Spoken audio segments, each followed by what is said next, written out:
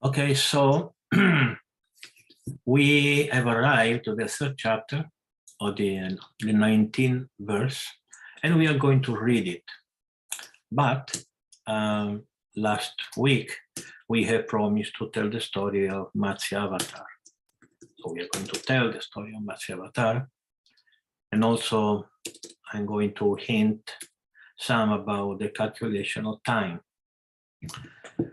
And so before beginning, I want to say Hare Krishna to Adokshaja, who I know since a long time, maybe 30 years, is here. He's an Italian devotee. And I don't know if he's listening now, but he's here. Anyway, so we are going to read now the verse 1, 3, 19, but before, as always, we had to offer our humble obeisances to our spiritual masters and our deities. Namah Vishnu Padaya Krishna Pristaya Bhutale Srimate Bhaktivedanta Swamin Iti Namine Namaste Sarasvati Deve Gauravani Pracharine Nirvishesha Shunyavadi Paschatyate Satarine Jaya Shri Krishna Chaitanya Prabhu Nityananda Shadvaita Gadada Srivasadi Gaura Bhakta Vrinda Hare Krishna Krishna Krishna Hare Hare Hare Rama Rama Rama Hare Hare Om Namo Bhagavate Vasudevaya Narayanam Namaskritya Naran Chaiva Narottamam Devim Sarasvatim Vyasam Tato Jayam Udirayet. Before reciting the Srimad Bhagavatam, who is the very means of conquest, one should offer respectful obeisances unto the personality of Godhead, Narayana, unto Narayana Rishi, the supermost human being, unto Mother Sarasvati, the goddess of learning, and unto Srila Vyasadeva, the author. Nashta prayesha badreshu nityam bhagavata sevaya bhagavati uttama shloke bhaktir bhavati naistiki. By regular attendance in classes on the Bhagavatam and by rendering of service to the pure devotee, all that is troubles unto the heart is almost completely destroyed. A loving service unto the personality of Godhead, with praise, with transcendental songs, is established as an irrevocable fact. So now, Panchadasham Vamanakam Kritva Advaram Balehe Padatrayam Yachamana Pratyadisutripishtapam. In the 15th incarnation, the Lord assumed the form of a dwarf Vamana, and visited the arena of sacrifice arranged by Maharaja Bali.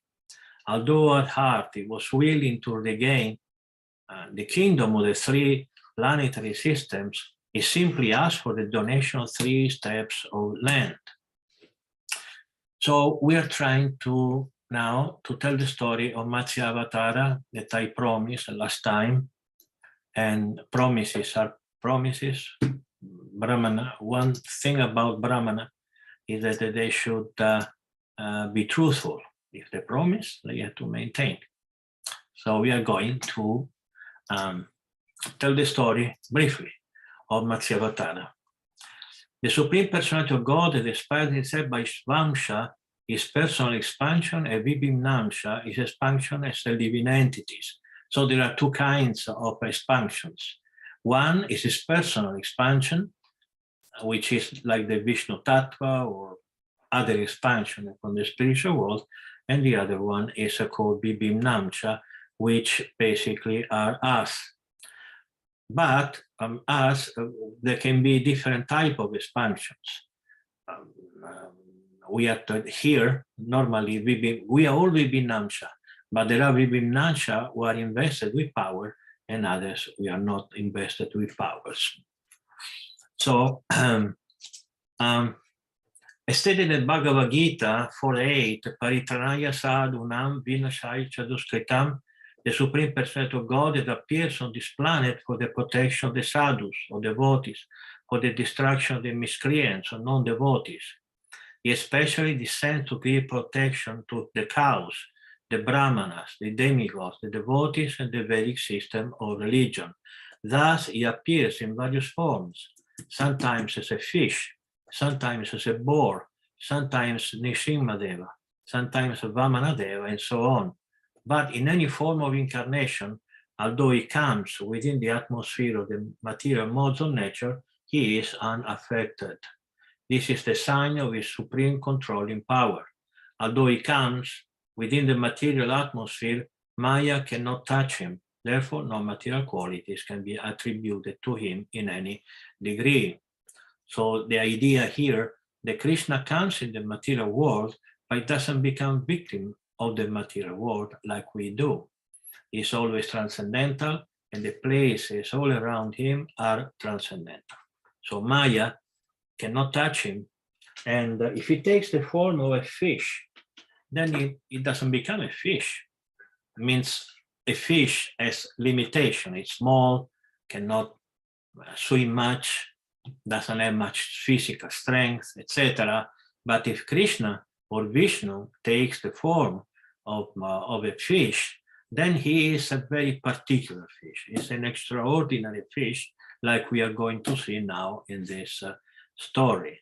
At the end of the previous kalpa, a demon named Hayagriva wanted to take the Vedic knowledge away from Lord Brahma at the time of annihilation. Therefore, the Supreme Personality of Godhead took the incarnation of a fish at the beginning of the period of Swayambhuva Manu and saved the Vedas. We are going to see briefly who are the Manus, how many Manus we have, the Manvantara, so the period of life of Manu. We are going to see that in a few minutes. But Swayambhuva Manu is the first Manu, and so the first Manu of this day of Brahma, and there was a demon who kidnapped the Vedas knowledge. Just like if a dictator wants to take over a government, the first thing that he has to do is to take away communication. That's the first thing he does. Take over TVs and radios and newspapers. Why? Because this is how the people come together. This is how people intelligence come together. So the first thing you have to do, if you want to take over a country, you have to take TVs and radios. And so at that time there were no TV, but there were the Vedas, which are much better than TV, at least. Well, TV is good if we can utilize them as to teach the Vedas. So at that time, Hayagriva kidnapped the Vedas. So there were no knowledge in the universe. There was a total disaster. And since there was, at the time, there was annihilation, which is called,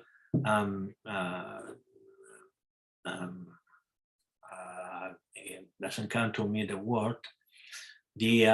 Anyway, there was a partial destruction of the universe.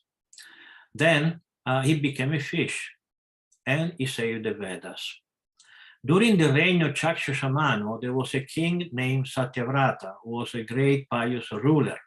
To save him, the Lord appeared as a fish incarnation for the second time. King Satyavrata later became the son of the sun god and was known as Shraddha Deva. He was established as Manu by the Supreme Personality of Godhead. So Matsyavatar appeared twice. Once at the beginning of Swayambhuva Manu period of time, and the second time during Chakshusha Manu. And we are going in a few minutes to see the difference between these two periods. So at the time, there were he didn't kill any demon, but he just saved the humanity. He saved knowledge also, mainly. And there was this king called Satyavrata, who became the son of Vivashvan. That's why he was called Vaivashvata. Vaivasvata means the son of Vivasvan, and he became the seventh Manu. So King Satyavrata engaged austerity, and one day he was doing these austerities when he saw a small fish. The fish asked the king for protection, to keep him in a safe place. This fish said that there are bigger fish, they want to eat me, so please keep me in a safe place. The king didn't know that the small fish was the Supreme Personality of Godhead. But since the king, when asked, he always gives protection, then he gave shelter to the fish and kept him in a water jug. The fish, being the Supreme Personality of Godhead, wanted to show his potency to King Satyavrata, and thus immediately expanded his body in such a way that he could no longer be kept in the jug of water. Then he put it in a bigger recipient, and bigger, and then the king had to put it in a lake, and then the ocean, and then it became so gigantic. And so Satyavrata understood that this Matsya literally means fish. This fish was a divine personality. So when the time of annihilation came, then the king saw a boat coming near. After getting aboard with learned brahmanas, a saintly person, he offered prayers to worship the Supreme Personality of Godhead. The Supreme Lord is situated in everyone's heart, and thus he taught Maharaja Satyavrata, a saintly person, about Vedic knowledge from the core of the heart. So the incarnation of Vishnu, Matsyavata, spoke the Vedas. King Satyavrata took his next birth as Vaivasvata Manu, as mentioned in the Bhagavad Gita. Vivasvamanave Praha. The sun god spoke the science of Bhagavad Gita to his son Manu. That is this Vaivasvata Manu, King Satyavrata in his previous life. And therefore he is called Vaivasvata Manu. So let's take just a couple of minutes, maybe 3, discussing, giving you some hint of division of time. And this is very technical, and there are a lot of numbers. Probably, unless you really seriously write it down, you're not going to remember anything. But I think that even if you're not going to remember much, but it's important to hear. So Brahma lives 100 years. According to some Purana, he lives 104 years, but still is 100 years. Brahma's 100 years are not our 100 years, are much longer. So just imagine that one day of Brahma, just one day of Brahma, is the last a Mahayuga. Okay, a Mahayuga means the cycle of the 4 yugas. Then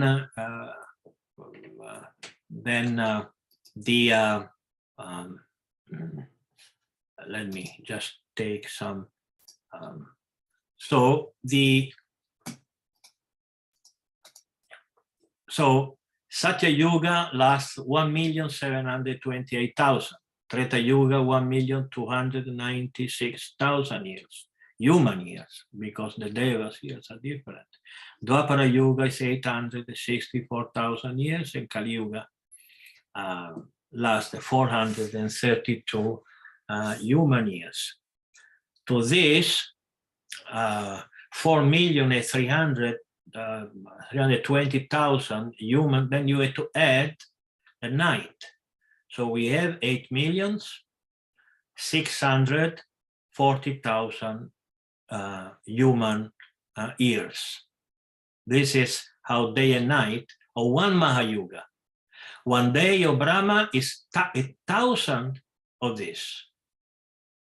So that means 400 billions, 320 millions human years. That's one day of Brahma. So do the math and you see how many trillions of human years are these. So why I'm saying this? Because there is another way of calculating Brahma's day that is according to the Manu or Manvantara period. Manvantara means the period of life of a Manu. Why I'm saying that is better? Because many of Krishna's pastimes or king's life or great sage's life are very often described as happened during this Manu or the other Manu.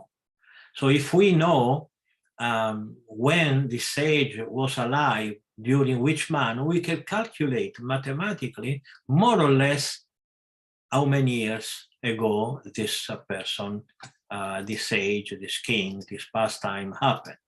So this is quite important for all those who love history and everything. So we have said that the day of Brahma is 1000 Mahayuga, but can be divided in 14 Manvantara. 14 Manvantara. Each Manvantara lasts 306,720 years. So there is no Manu or nothing during Brahma's night. During Brahma's night, nothing happened. So we know that the 14 Manu, the first Manu is Svayambhuva Manu. Is a son of Brahma. Svayambhu is one of the name of Brahma. Svayambhuva means the son of Brahma. Svayambhuva means one who takes birth without a mother, like Lord Brahma. He didn't need a mother to take birth. The second was Varochisha, etc., etc. Then Chakshusha Manu is the sixth of Manu. So from the first incarnation of Matsyavatar and the second incarnation of Matsyavatar, many millions of years passed. And right after the incarnation of the fish avatar, then the Chakshusha Manu period finished. And King Satyavrata became Vaivasvata Manu, the son of the sun god, Vivasvan, which is the seventh Manu. Okay, so this is some Vedic mathematics. I don't think that that you had to remember everything. It took me many years for me also to memorize all this. I guarantee you that there is much more than this. Maybe one day we can do some, maybe a class dedicated only to the calculation of time. It's complicated, it's long, but it's very beautiful for all those who are in love with philosophy and the history. Okay, so this is the story of Matsyavatara, and now we have read already the 15th incarnation of Vishnu, which is Lord Vamana. So I'm not going to promise to tell the story the next time, because I want you to ask me a story. So if you will ask me the story of Vamanadeva, next time I will tell you, otherwise I will not. But be sure that while we proceed with the Bhagavatam reading, we are going to find Vamanadeva again. So let's go to the verse number 20, if Bhakta Andy, please can read it. Yes. So it says, in the 16th incarnation of the Godhead, the Lord, as Brihupati, annihilated the administrative class, Kshatriyas, 21 times, being angry with them because of their rebellion against the Brahmanas, the intelligent class. Yes, remember that in Sanskrit there is no accent, so Brihupati. It's no accent. It's not Brigupati or Brigupati or Brigupati. No, it's Brigupati. There is no accent in Sanskrit. So Now, this Brigupati is Lord Parashurama. Lord Parashurama is a long story, beautiful story. And he killed 21 generations of Kshatriya because these were very sinful. First of all, they killed his father, but then he continued to kill them, all of them, because they were very sinful. Then after many years, the Kshatriya ladies, they wanted to restart the Kshatriya class. They united with Brahmanas, and then very high class of Kshatriya came into being a mixture of Kshatriya qualities and Brahminical qualities. And of course, we are going to tell the story of Parashurama one day. So please go on. Thereafter, in the 17th incarnation of Godhead, Sri Vyasadeva appeared in the womb of Satyavati through Parashar Muni, and he divided the one Veda into several branches and sub-branches, seeing that the people in general were less intelligent. Yes, yes. Every Mahayuga, there is one Vyasa. Why? Because the Vedas, or transcendental knowledge, are taught by gurus and disciples by oral communication. They speak, he who hears remembers, while we don't remember, like a few minutes ago I forgot the name Pralaya, which means devastation or destruction of the partial or total of the universe. We just forget because this is Kali Yuga. But during Satya, Dwapara, Treta Yuga, which is the normal proceeding of the eras, only in this Mahayuga we have Satya, Treta, Dwapara, and Kali Yuga. Otherwise, it's Satya, Dwapara, Treta, and Kali Yuga. Because in this Mahayuga there is an overlapping of yugas. So so why the Vyasadevas appears only at the end of the third age? Because they are very merciful, and they know that the people in Kali Yuga won't understand. And for 427,000 years, there will be only barbarians. How you say that? Barbarism. Barbarianism? Barbarianism. Only barbarianism. Because knowledge is what makes a man a man. Otherwise, you are a barbarian. Without transcendental knowledge, without not only transcendental knowledge, but knowledge in general, you are a barbarian. You cannot build up a society without knowledge. So Vyasadeva appears, and this Vyasadeva is called Krishna Dvaipayana. Every one of you who have read the Mahabharata, you should have at this time, or we are going very soon.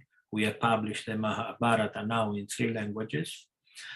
We know how Srila Vyasadeva appeared as a son of Parashara Muni and Satyavati. The reason why he is called Krishna Dvaipayana is that he was very dark. His skin is very dark. And Dvaipayana means Dva, 2, and Payana means water. So he was born in an island in the middle of the Yamuna. And that's why he was called Krishna Dvaipayana. And Vyasa, because he arranges. Vyasa means someone who cut and put together. Vyasa. V means to cut. Okay? And asa means knowledge. Cutting to put it together. So Vyasadeva is the one who arranges the Veda in such a way that we can understand it. Because it was too concise, the first Veda was the Yajur Veda. And then he divided into 4. and he divided each Veda into 4 sections. So we have 16 chapters of the Vedas. And then he understood that the people in Kali Yuga won't understand even that. Then he wrote the Purana, and then they wrote the Itihasa, like the Mahabharata and Ramayana, the Purana, like the Bhagavata Purana, the Srimad Bhagavata, and all other scriptures, just because they loved us. See how merciful they were. Okay, so this is the end of Vyasadeva. Is a Jiva Tattva. It's not a Vishnu Tattva, but it's a Shakti Avesh Avatara. Avesh means this is a Vesh, you know, a jacket. A means on. When someone puts something else on himself that doesn't belong to me, this is a Shakti, means energy or power or capacity. Avesh, given. Avatara means an incarnation, because he has a son of the Supreme Lord's power. And Srila Vyasadeva was a Shakti Avesha Avatara for writing and arranging and teaching transcendental knowledge. Okay, so please go on.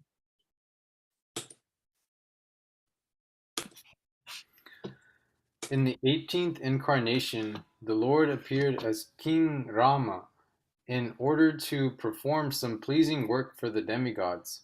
He exhibited superhuman powers by controlling the Indian Ocean and then killing the atheist King Ravana, who was on the other side of the sea. Who has read the Ramayana? Or your Ramayana. Okay, but in Rosalind, I think Ishwari also must have read it. Cassandra también. Shashidara, did you read the Ramayana? I did not read Prabhu, but I saw the movie of it.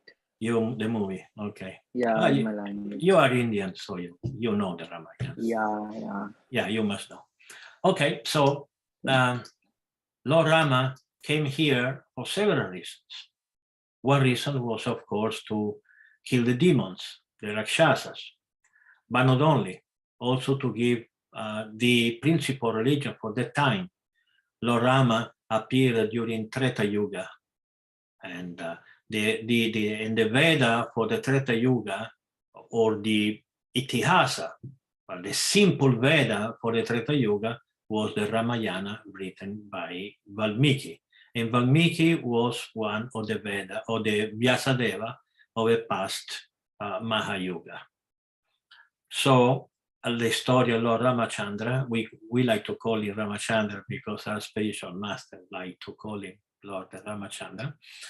And yes, we love this story. It's one of the most beautiful stories that human has, and there should not be no human being who says to be human that have not read the Ramayana. Everyone should read the Ramayana. Okay, and there are, of course, a lot of philosophical teachings. It teaches us how a king should be. And you may say, well, we are no monarchy today. We have democracy. Okay. Well, I tell you one thing: if there was one Lord Rama now, I would very gladly exchange democracy for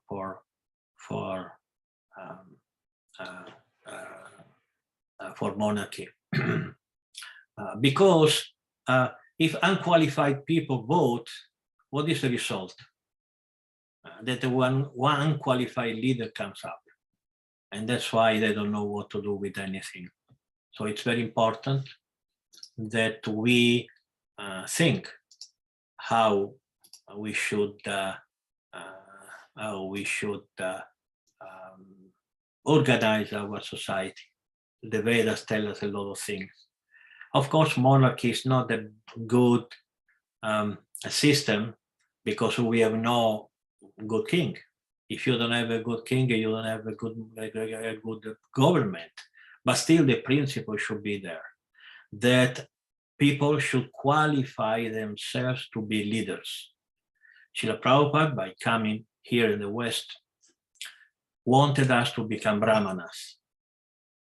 That's why in our temple, in our movement, we mainly teach how to behave as brahmanas and not as kshatriyas or vaishyas. Those positions are secondary.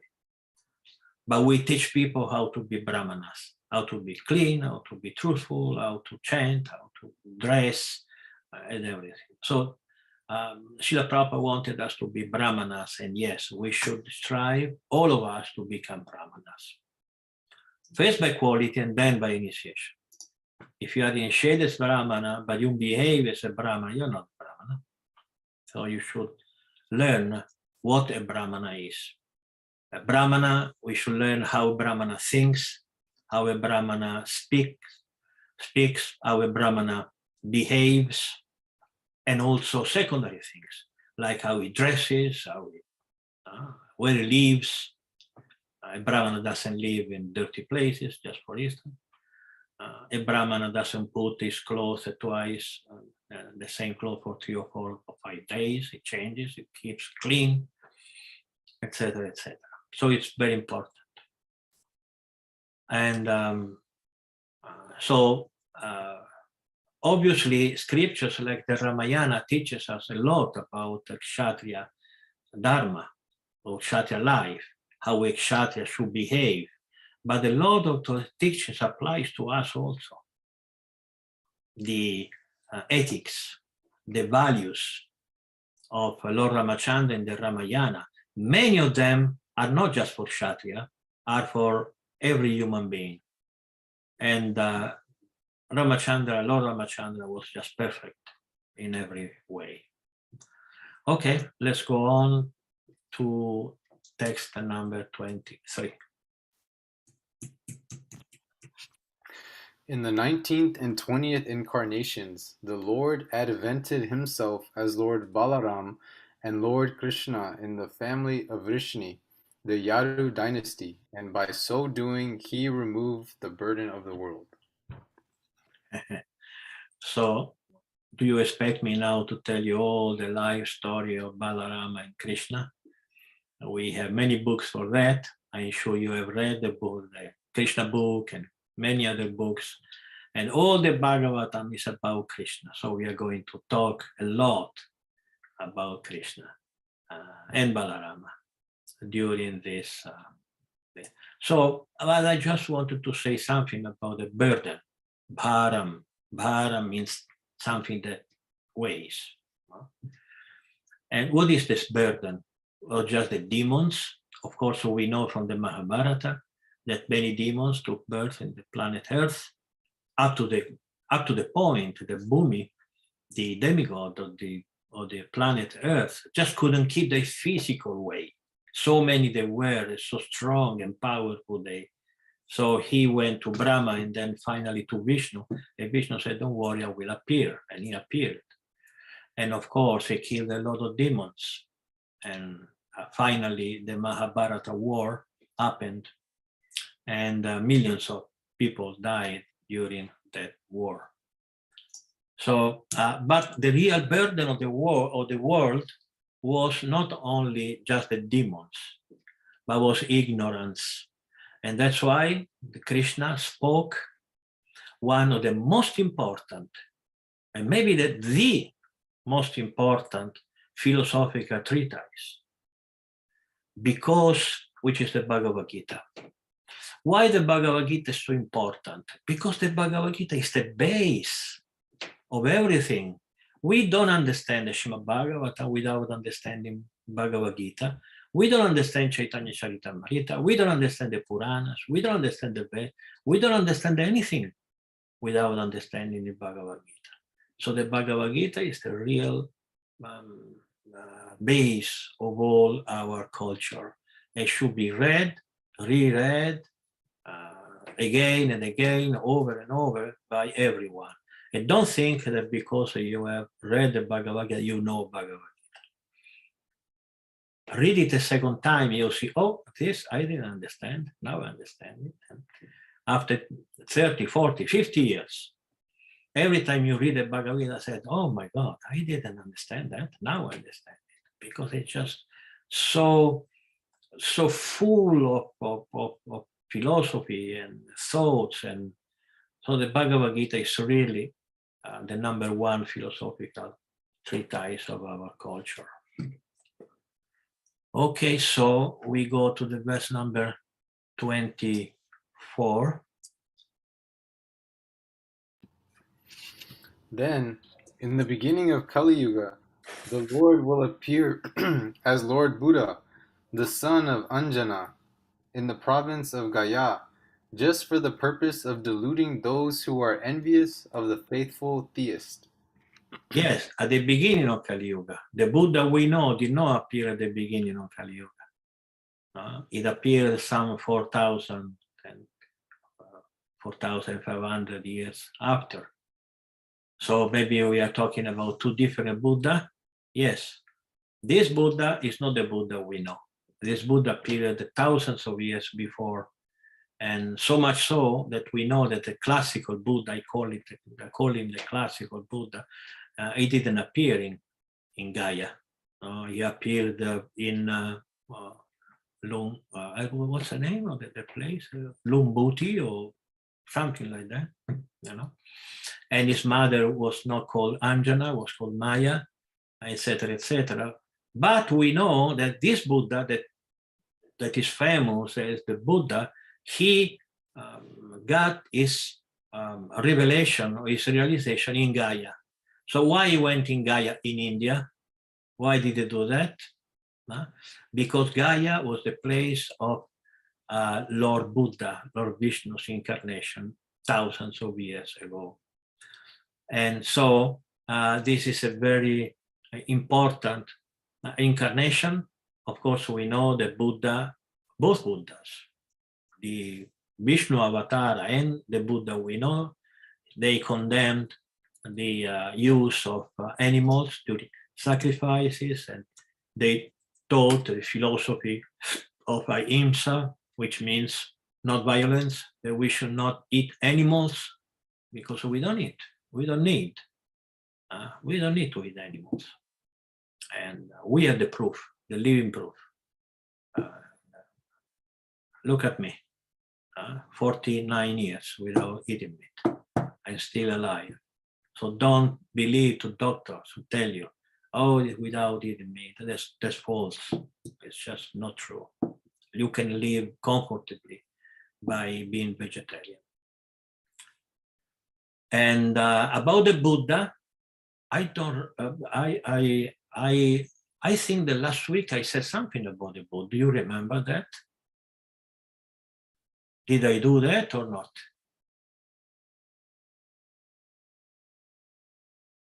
Or I did it in I said something about the Buddha. Anyway, at the beginning of Kali Yuga, there were demons, and Vishnu appeared, and he taught them something. And there was some from the Vishnu Purana that I read. Okay, it appears that you don't remember these things, so maybe I didn't say it here. Maybe I told the story in Italian or in Spanish, and I don't remember. So next week I will tell you the story of the Buddha Vishnu avatar, how he appeared, unless I can find it now. No, it's the Vishnu Purana.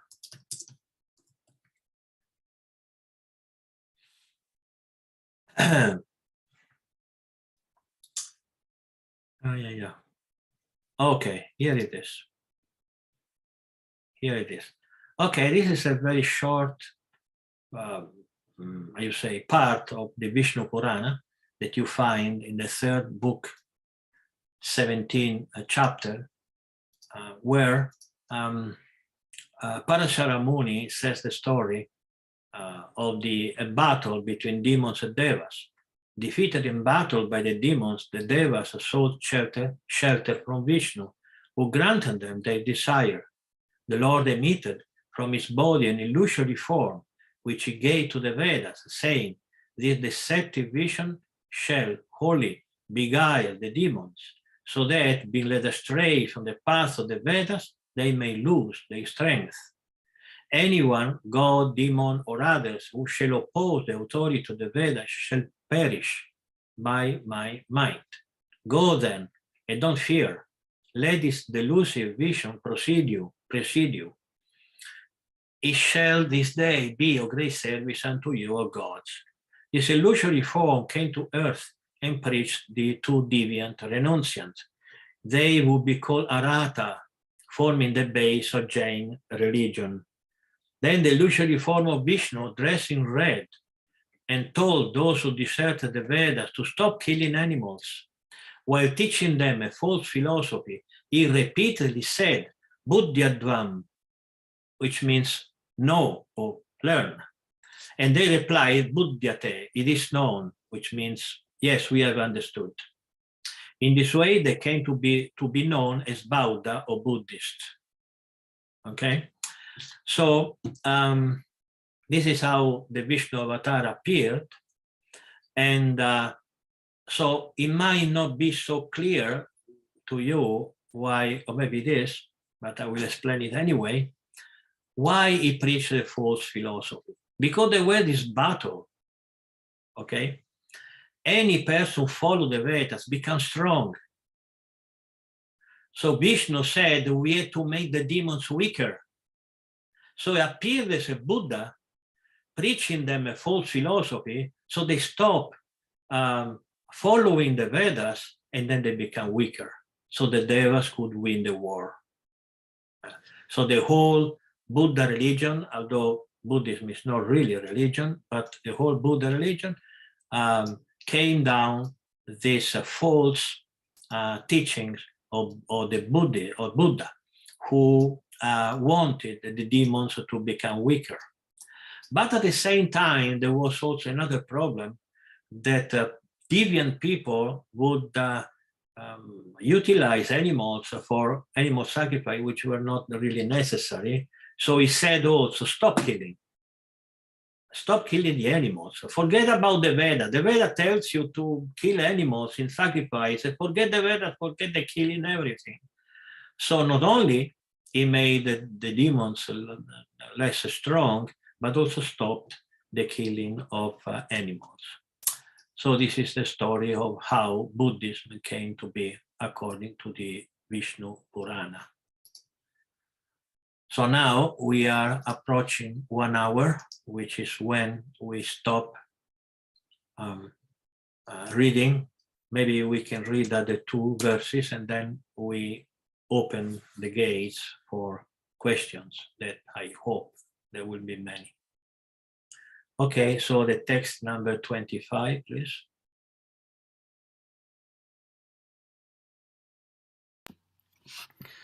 Thereafter, at the conjunction of 2 yugas, the Lord of the creation will take his birth as the Koki incarnation and become the son of Vishnu Yasha. At this time, almost all the rulers of the earth will have degenerated into plunderers. Yes, this is at the end of Kali Yuga. At the end of Kali Yuga, Vishnu Avatara. Some authorities say the Kalki is not a Vishnu Avatara, but is a Jiva Tattva, a Shakti Avesha Avatara. Whatever he is powerful enough to make such a killing. The Kali Yuga started to end. So after Kali Yuga, there is no immediately a Satya Yuga. There is an ending of Kali Yuga, and there is a beginning of Satya Yuga, and then comes Satya Yuga. We are going to study these divisions of time, which is given in the Bhagavatam, another Purana, some other class. There is a Sandhya, Sandhyamsha. Sandhya means the beginning, and Sandhyamsha means the end. So every Yuga finishes gradually, and the next Yuga begins gradually, and then there is the Yuga. Okay, then let's read the number 26.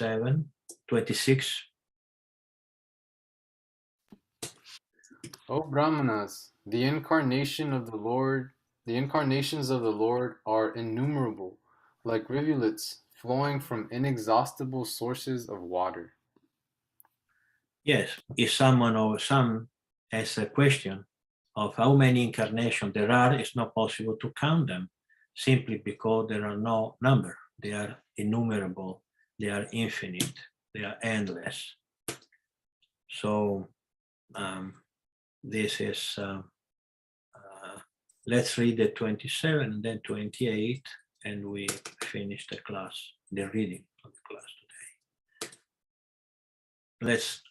I like very much this verse. Let me read the Sanskrit. Rishayo manavo deva manuputra mahaujasaha kala sarver harir eva sapra saprajaha pataya smritaha. Yes, please read the translation. All the rishis, manus, demigods, and descendants of Manu, who are especially powerful, are plenary portions or portions of the plenary portion of the Lord. This also includes the Prajapatis. Yes, as you can see, there are many different incarnations of many different types.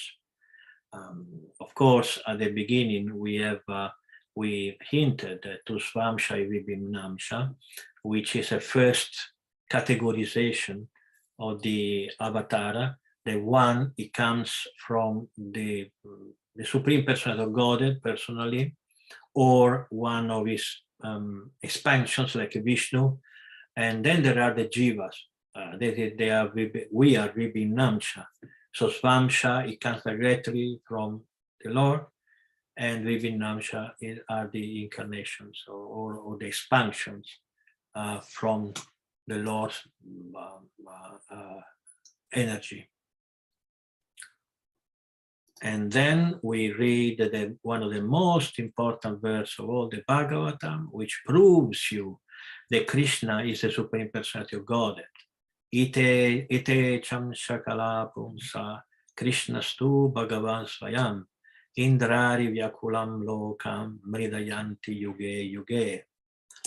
All the above mentioned incarnations are either plenary portions or portions of the plenary portion of the Lord. But Lord Sri Krishna is the Supreme Personality of Godhead. All of them appear on planets whenever there is a disturbance created by the atheists. The Lord incarnates to protect the theists. So how can it be clear? Can it be more clear? Aite cham shakala, am shakala. Am shakala means portions or portions of the plenary portions. Okay, all the incarnations are portions or portions of the portions. But Krishna is not portion. Krishnastu Bhagavan Swayam. Krishna and not Parashurama, Rama, Kumara, or Krishna. This verse says that Krishna is Bhagavan Swayam, the Supreme Personality of God, that himself. This is the authority to the Bhagavatam. Vyasadeva, Shukadeva Goswami, Sutta Goswami, the greatest sages of our story, says that Krishna, the same Krishna who played in Vrindavan, he is the Supreme Personality of Godhead. This is the Bhagavatam, and we accept it as it is. Etecham Sakalapum Sa Krishnastu Bhagavan Swayam. Krishnastu Bhagavan Swayam. Bhagavan is a term which means many things, but Bhagavan also means someone who is special amongst the group. Just like sometimes we find that Narada Muni is called Bhagavan, or Vyasadeva is called Bhagavan, or other sages are called Bhagavan. Because if, for instance, we say Bhagavan, the Narada Muni among the sages of the upper planets is Bhagavan, means the supreme among the group.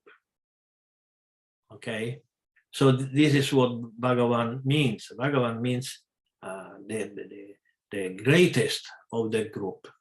So Krishnastu Bhagavan Swayam means that amongst all the incarnations we have spoken until now, Krishna is the supreme. it couldn't be more clear. Okay, so we have reached almost 1 hour, and please, now depends how much we are going to continue, depends on you.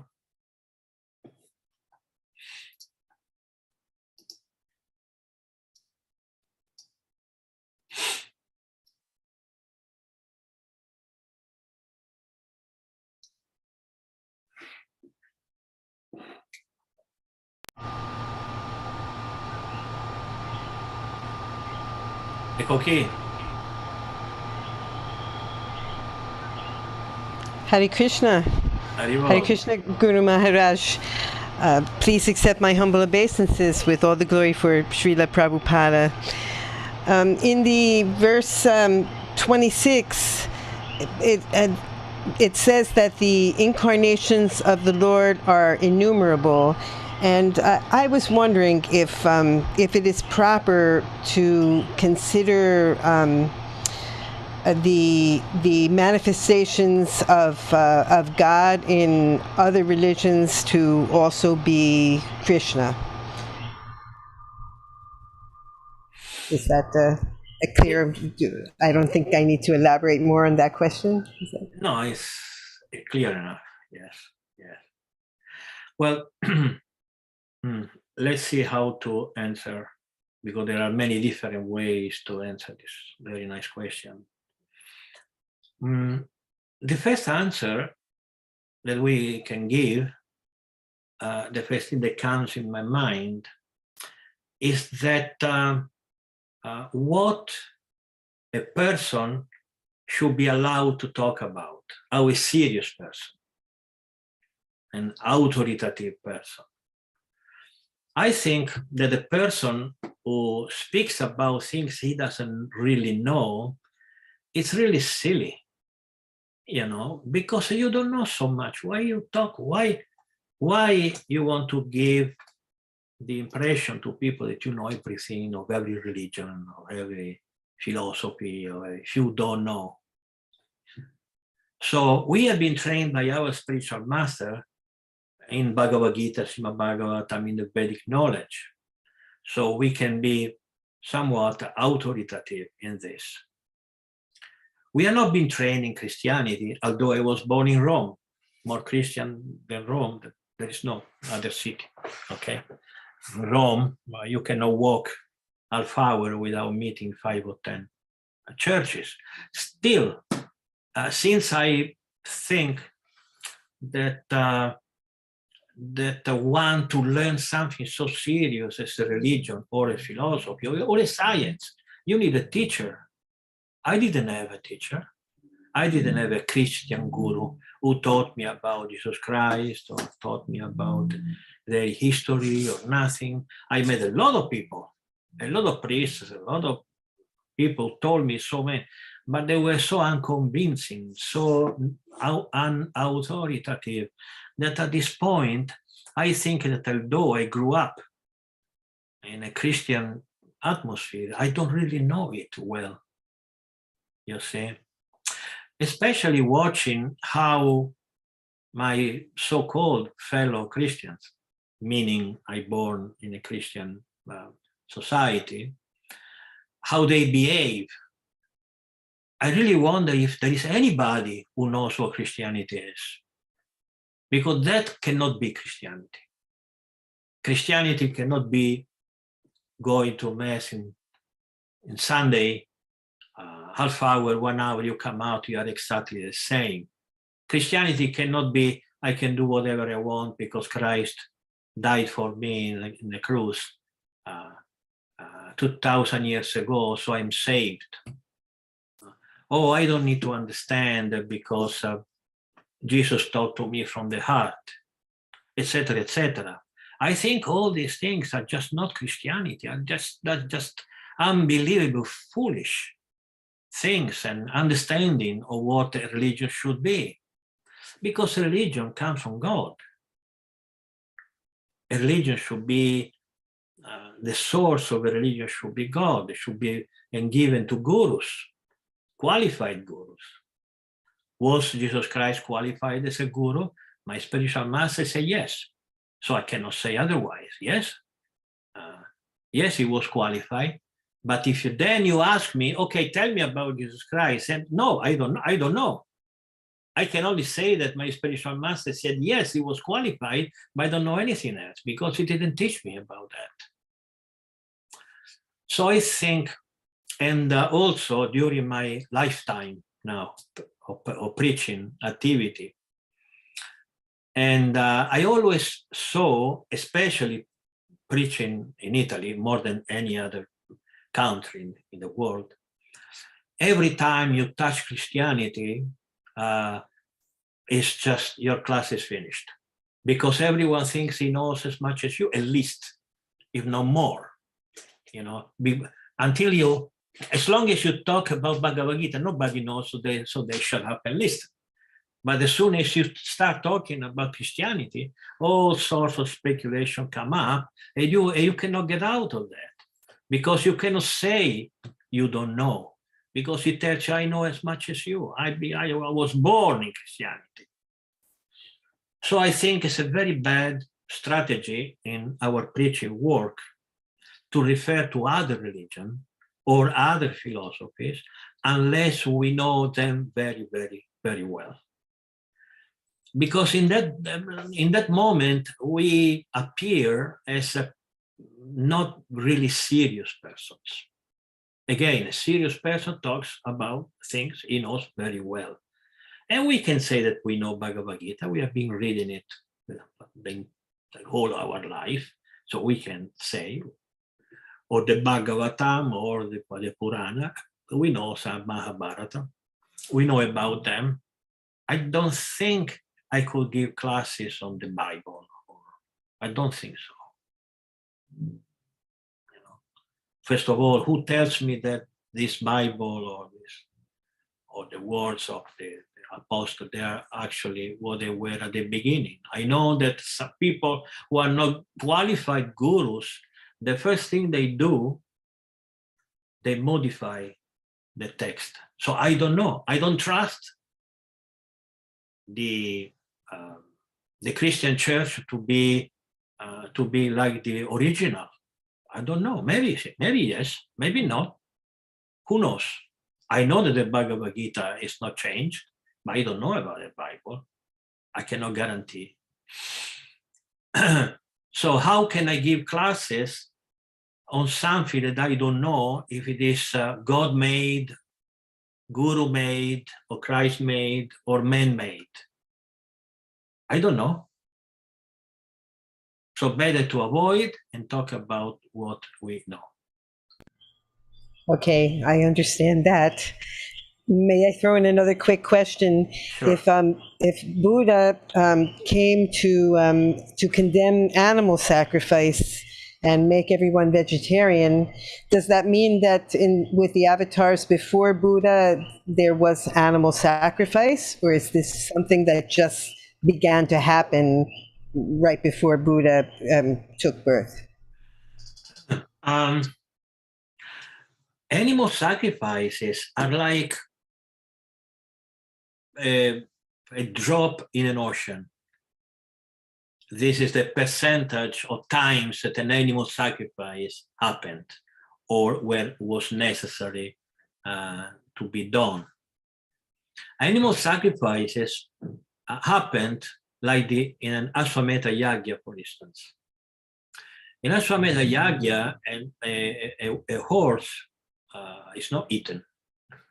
You know, it's killed, and then if the sacrifice had been properly managed, then the horse will take back his life. There are 2 or 3 sacrifices like this which were done really sparsely. There was no necessity of animal sacrifice. Just like in the Mahabharata, you don't read about animals being killed in the snake sacrifice. Of course, the snakes were killed. But to do the snake sacrifice, you didn't need to kill any goat or any. So They were very, very rare.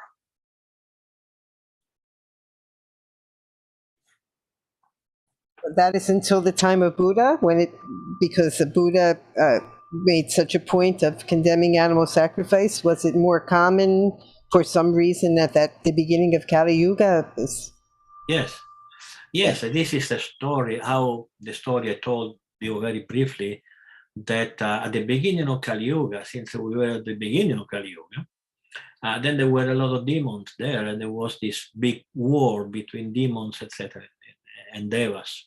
They were fighting between themselves. And when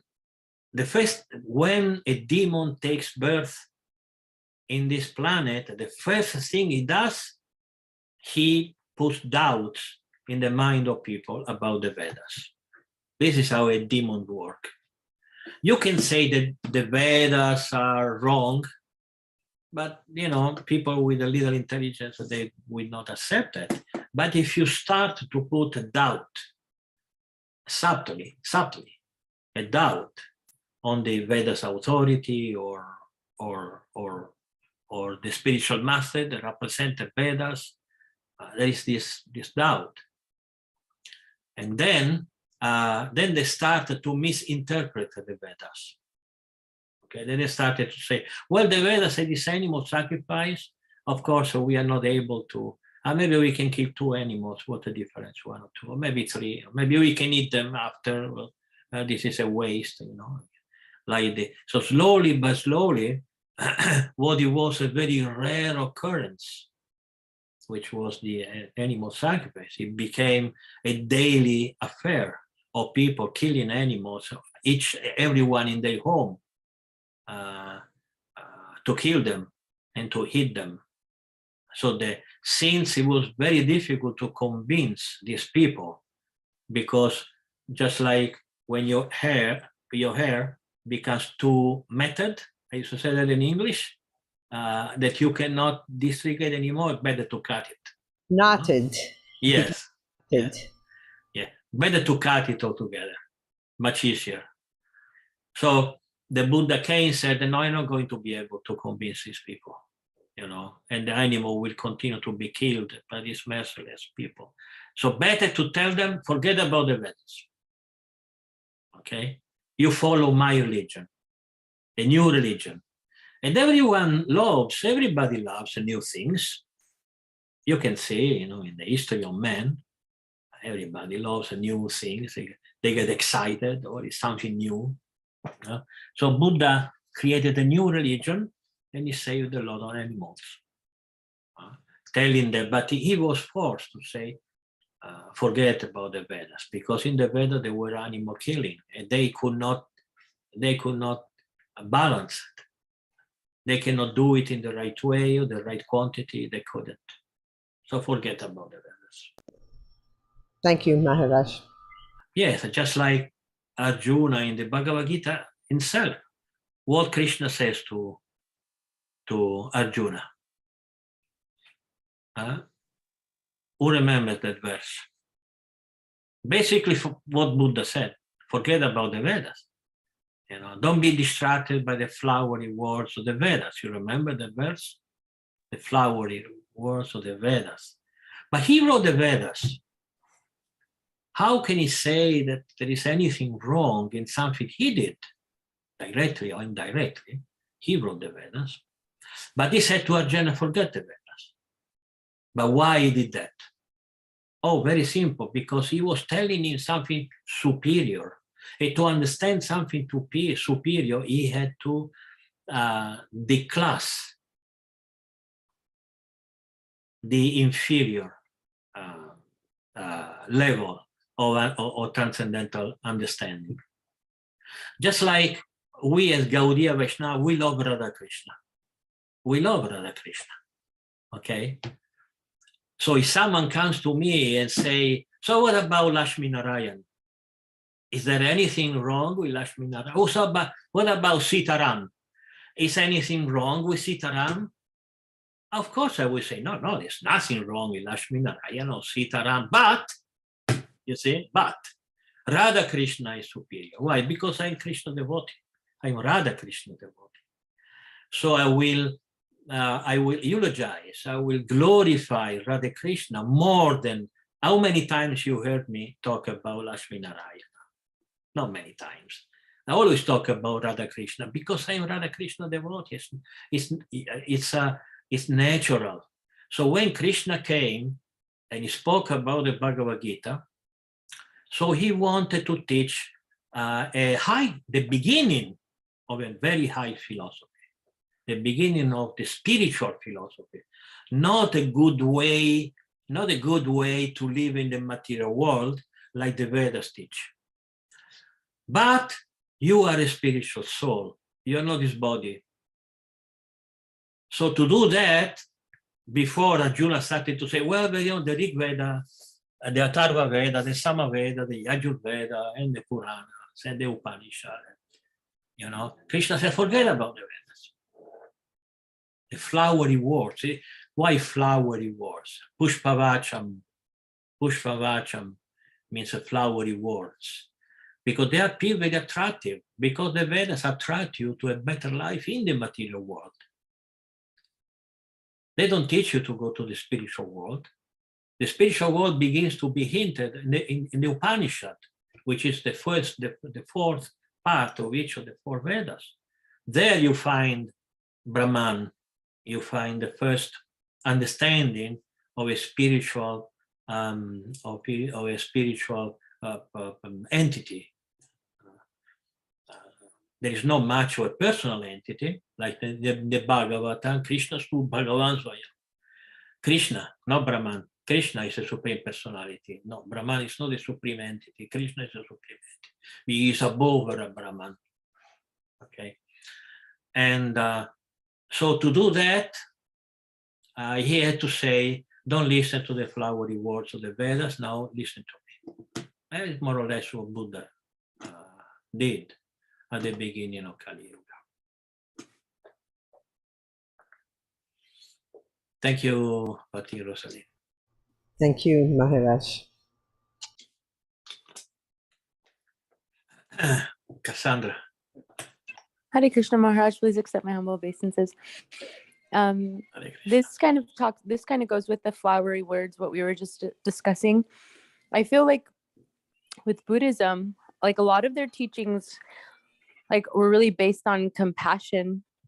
And I think that kind of, I think, sounds better than teaching not to kill animals, I guess, because you have to, I think, really highlight the principle of compassion to really get people to not kill animals. So I don't know. I just want to know your thoughts on that.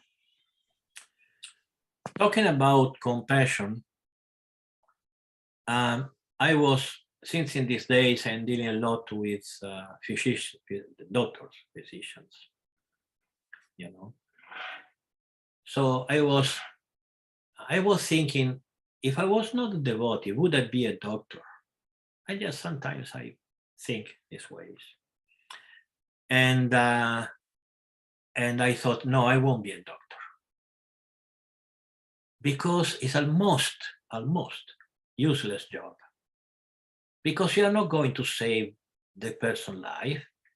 You can make the person's life a little better. The person can live maybe a couple of days more or 3 days more, but he's going to die, 100% sure. All your patients are going to die. So what's the point? Of course, this is a little too much, you know. It's not that we shouldn't have, I'm not saying that we shouldn't have doctors, that we shouldn't take care of our, of course we should. But I'm talking from an absolute point of absolute perspective.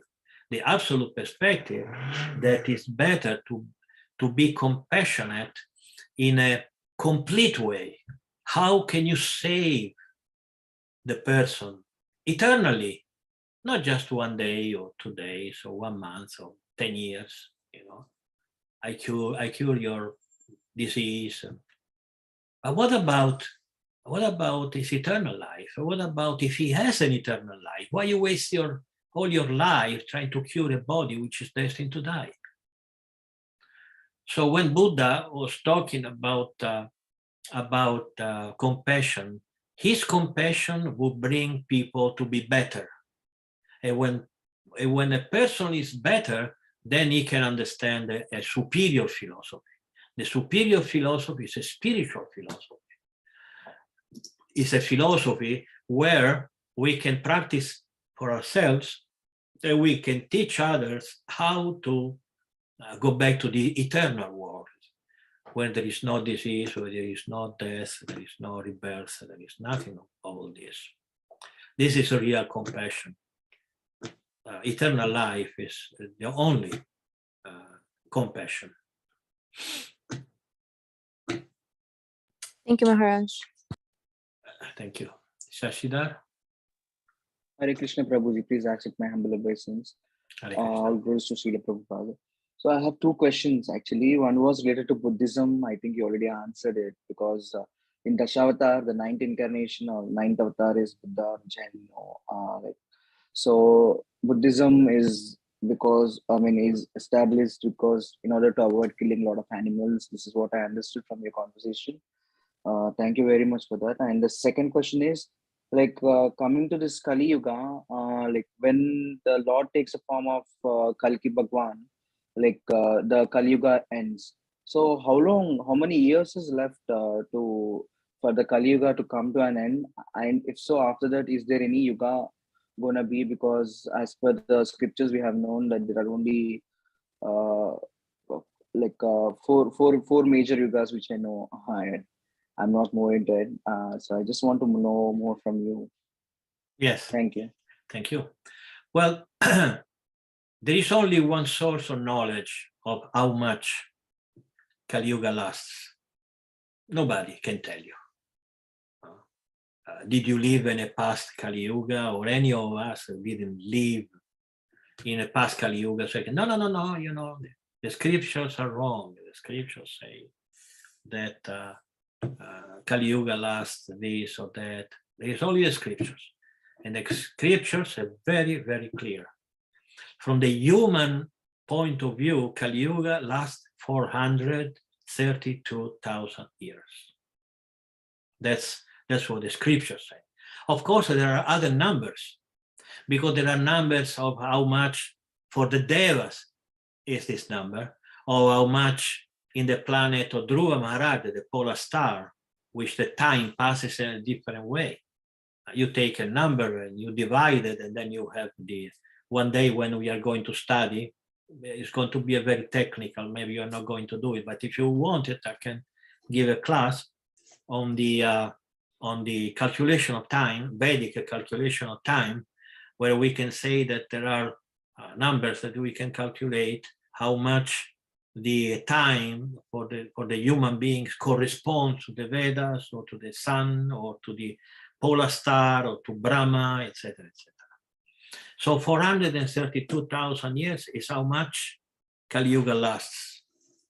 So we are 5,100 and something already passed from the beginning of Kali Yuga. So more or less we have 427,000 years before Kalki arrives. It's a long time. Yeah, thank you, Prabhuji. So the reason why I asked this question is because of this COVID and people are telling, I'm seeing a lot of news channels, especially in some Indian news channels, they're spreading Kali Yuga is going to come to an end. That's why we're getting all these diseases, and there might be going to be more diseases and all. If they think that this virus is something catastrophic, they don't know about catastrophic. They don't know about catastrophic. You know, it's going to get much, much, much better in Kali Yuga. Much worse, sorry. Much worse in Kali Yuga. Worse and worse and worse. And I don't know if you want to know some insight from me about this virus thing. It's revealing the madness. And I cannot find in English, nor in any language I know. I know 3 languages quite fluently. I don't find a word to describe the madness I see. how people, they react to the virus or any other things. Like today is the 6th of January, you know, so we know what happened 1 year ago. So so while it was happening, I was watching what happened in Washington D.C. 1 year ago, and I was watching this. I was seeing these people. I said, "What's wrong with you? What's wrong with you? There is no word. Madness is not enough. There is something mystical, because it's so crazy that you cannot define it with a normal word. How it is possible that someone tells you something and you get yes, like an idiot? You have seen hundreds, thousands of idiots repeating something they didn't have any proof. Just because their life is so boring, because boring, in my humble opinion, is the only explanation. That someone is so bored with a miserable, useless life that at the end, when something comes out and gives you some excitement, then you take it. It doesn't matter what. It can be the craziest stuff you ever heard in your life. You know, like the Kennedy was supposed to come back. There were thousands of people waiting in Dallas, which is the last city a Kennedy would come back alive. You know, if you are Kennedy, you go everywhere, but not in Dallas. Okay, but there were thousands of people because some idiotic fool said that he would reincarnate and come again in his original form, something. How can you believe such a things? That's how Kali Yuga is working and killing people just because of madness, just because of madness. So I think we have to become brahmanas, intelligent. If someone tells you something off the wall, you have to make sure that they did this. You have to understand philosophy. You have to understand that. Thank you, Maharaj. You said well said. But I just want to share this actually. Recently, my friend back home in India, like he got contracted with this COVID and all, and he doesn't eat meat. When he consulted a doctor was telling like, you need to have protein more, and you need to eat eggs, you need to eat fish, and all these things. So, what is this? A guy who doesn't eat a meat, they're forcing to eat. What is this going on? So I was really shocked. What's going on? Person doesn't eat a meat, and how come they're forced to eat a meat? Well, it's a trap. It's a trap. There are physicians. Yeah, that's really insane. Yeah, there is doctors who are supposed to be doctors. But after all, a doctor is just a man who went to school, that's all. It's not that it became because he's a doctor, he's intelligent. He may be a very stupid doctor. So how can we, what do I advise? I'm not a doctor.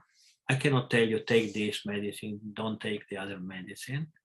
You know, if you are ignorant in something, just like when I wanted transcendental knowledge, I went looking for a guru. I didn't go looking for a professor of chemistry. I went to a guru. So if I want to know about medicine, I may not trust him, but I had to trust the doctors. And the mainstream doctors are saying, get vaccinated. And I got vaccinated, all three. So but bored people, they took this and it's okay. Now we have something to talk about. Now we have enemies, those who tell you to get vaccinated against us without getting vaccinated. Maybe we can I don't know any football. You call it? Tell me 2 football teams here in America, very important. I don't know. the San Antonio Spurs. It's a football team. No.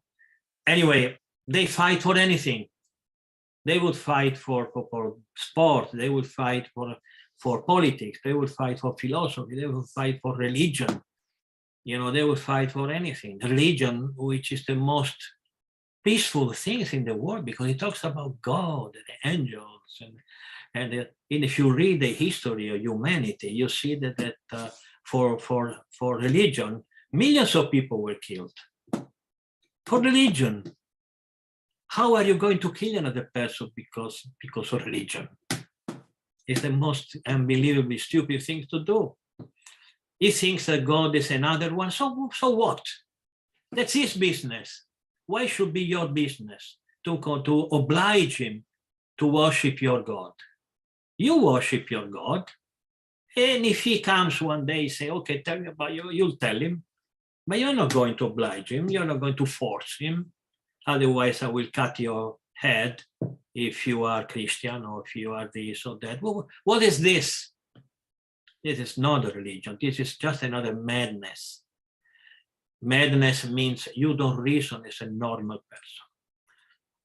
So I think we had to, although we may not trust them blindly, I think we should follow the mainstream medicine about this virus and protect yourself by wearing mask, by taking your vaccine and everything. You don't want to? Well, that's your business. Anyway, this is not Bhagavatam. I don't know why I said that. Anyway, Hare Krishna. Thank you, Maharaj. If there is any, but tell your friend not eat eggs. They don't do anything. Tell your friend to get vaccine. I told him there are a lot of vegetarian foods where you can get protein. Yeah, no need. Okay, but I end now. Hare Krishna Maharaj, please accept my humble obeisances. All glories to Srila Prabhupada. I had a question regarding the very beginning where you were talking about Krishna's two expansions. How he has I don't remember the exact name, but you know how he has the personal expansions, and then he has the ones that are like us, that we are also expansions of Krishna. And I guess this ties in more like the Paramatma and how, I guess how connected are we with Krishna then? So is it that him being within our heart as the observer, he's seeing everything that we're thinking, everything that we're doing, so it's like the same Krishna who's in Golok Vrindavan is the same Krishna who's understanding what we're doing, what we're thinking. I guess that's my question. There is one characteristic of the Supreme Personality of Godhead, that although is one, is many at the same time. While he plays with his friends in Goloka Vrindavan, in the spiritual world, is conscious through his agent of everything happening. Can Krishna of Vrindavan, Goloka Vrindavan, know what you are thinking now? Yes, he can. But that is not his position, that is not his, well, in the material world we can say this is not his job. Krishna expands in many forms, and each one of them has a precise position and utility in the world, in the creation, spiritual and material. So the Paramatma, or the Supreme Soul that is within ourselves, is divine originally, but it's not Krishna of Vrindavan. It is Krishna of Vrindavan, and not Krishna of Vrindavan at the same time, because it is an expansion of one expansion of one expansion of an expansion of Krishna. You see what is the difference between expansion. Chamsakala, Chamsakala, Pumsa, Krishna Stupa, Chamsa e Kala. Expansion and expansion of expansion. Okay, so this is the difference. And Krishna does that because this is how he works. He likes to work through his expansions. Also because it might be a little weird maybe to say it, but Krishna doesn't like to be alone. You know, nobody likes to be alone. You are married, you have a son, you have a friend, you have your mother, you have your father, you have everyone, your granddad, everyone. We like to be in the middle of people because this is a human nature. And it is human nature because this is the divine nature. Krishna is done this way. We are this way because he is this way. He likes to be in the middle of so many people. So he expands. And someone may say, well, it's always him. No, it's not. It is him, and it is not him. It's a different personality. This personality comes from him, but it's a different thing. So he creates plurality in the spiritual world, just like he created plurality in the material world. We are not one, just one Krishna who knows everything, who can do everything. That must be so boring for him. For us, we didn't have anything to talk about. You know, if you want to know about the Purusha Avatara and the Guna Avatara, we can talk and talk. But if we didn't have this multiplicity of divine personality, what we are going to talk about? Okay, Krishna is the God, that's it. You know, let's go to do something. There is nothing to talk about. But Krishna is so wonderful that he gives us so much knowledge by such a variegated creation, spiritual and material. So the one entire life is not enough to talk about everything. This is how paritranaya sadhunam vinashaya paritranaya sadhunam. This is a very famous verse in the Bhagavad Gita. This is how Krishna protects his devotees. By speaking Bhagavad Gita. Of course, he always also protect his devotees by killing demons, but it is not the main reason. The main protection is transcendental knowledge. And this is what Krishna gave us with the Bhagavad Gita and with all the Vedas. Okay. So back to Rosalind again. Thank you, Maharaj. I was wondering in verse 23, it says that the 19th and the 20th incarnations are Lord Balarama and Lord Krishna, but how can they be separate incarnations living at the same time? Because I assume all of the incarnations up until this point have been consecutive, not living at the same time. Or not consecutive. So first of all, these incarnations are not consecutive. Some of them they are, and some of them they are not. And 19 and 20 incarnation, they lived at the same time because they are different personalities. I have already explained this point, that you cannot expand yourself. Rosalind is Rosalind, that's it. There's no, you cannot say, okay, we have two now. But Krishna has this power. Krishna has this power to double himself and exist at the same time in two different personalities. Partially similar, partially equal, and partially completely different. So they talk different, they have a different name. If you read the Mahabharata, you see that Balarama was very different from Krishna. Balarama comes from Krishna, so you say, well, I'm confused. No, you shouldn't be confused, because he is a different personality.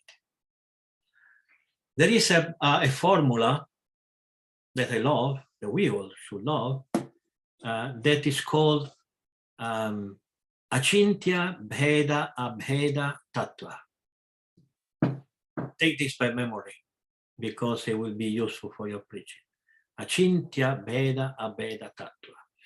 is that our philosophy is so beautiful, so profound, that one concept can be this one and the opposite at the same time, depending from the perspective. Krishna can be one from the perspective of the Upanishad, and Krishna can be many from the Bhagavata Purana perspective. So it's one or it's not one, it's one and different at the same time. This is the Veda. Idachintya means inconceivable, which doesn't mean that we cannot understand it. Of course we can understand it, but it's very difficult to understand it because we don't have any experience of this phenomenon. We don't have experience of something that can be one and different at the same time. We have experience of either one or different, one of the two. Okay. So this is the beauty and the height of our philosophy. Achintya Veda Veda Tattva. Tattva means truth. Tattva means perspective. Tattva means philosophy. The difficult philosophy of one and different at the same time, depending from the perspective. This formula of Achintya Veda Veda Tattva was very much used by Chaitanya Mahaprabhu in his preaching. And since he was preaching part of his life, at least in Benares, he did that. He preached to Brahmanas, Mayavadi, Sannyasis, very high, elevated people. Then they could understand. They could understand this formula, one and different at the same time. So Krishna and Balaram, they're one and different at the same time. That's why they can live at the same time in the same moment and do different things. Balarama was white, not really white, it was crystal. This color was crystal color. And Krishna was very dark, not black, was very dark. So Krishna was Arjuna's friend. Balarama also was Krishna's friend, but he had other friends. One of his disciples was Duryodhana, and Duryodhana was not very friendly to Arjuna. So Balarama was very fiery, and Krishna also was fiery, but a little less. We know Krishna better than we know Balarama. And Balarama wanted to kill Arjuna. And Balarama was killed actually, Romaharshana Sutta, at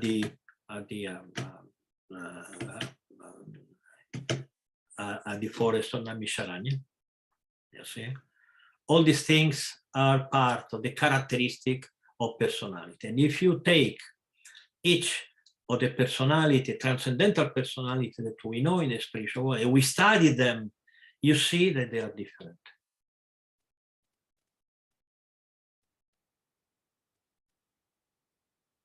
Okay, thank you. Okay, so we arrived to 1:35. If there is a last question, otherwise I will do my announcements and then we close today's class.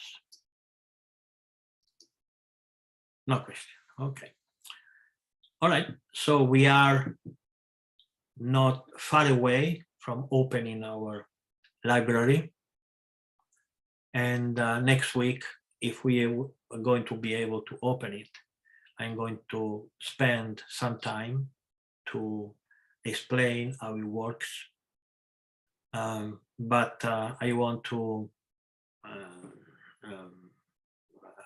ask you to please go and visit ishvara.org. It is my temple. In San Antonio, we have a very nice temple, and Ishvara.org is my temple. I am the temple president of Ishvara.org. And there are very nice devotees who are helping each in different capacity. So Ishvara.org, it's a place where there is so much service that I cannot list it all, so please visit it regularly. And of course, we have also a bookstore where the books I write, I sell. So please buy them and read them. I write them taking the entirety of my life, writing these books, so that people read them And so about the library, we'll talk more about that in the next week. So we had a lot of technical problems, so we still having them. So if anyone wants to reach out and give a hand, is very much welcome. I also want to thank Matti Rosalind and others who sent me the nice, generous and donations, which is important because technology unfortunately costs. And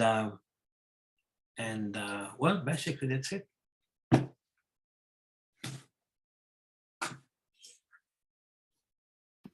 Hare Krishna. Thank you very much, Maharaj. Thank you. See you next Thursday. Yes. And for those who speak Spanish, after tomorrow, we are going to have the Spanish conference. Okay? Jai Shri Prabhupada. Hare Krishna. Jai, Hare Krishna, Hare Krishna. Hare Bol. Hare Krishna. Hare Krishna, Manonatha Prabhu, Dandavat. Hare. Maya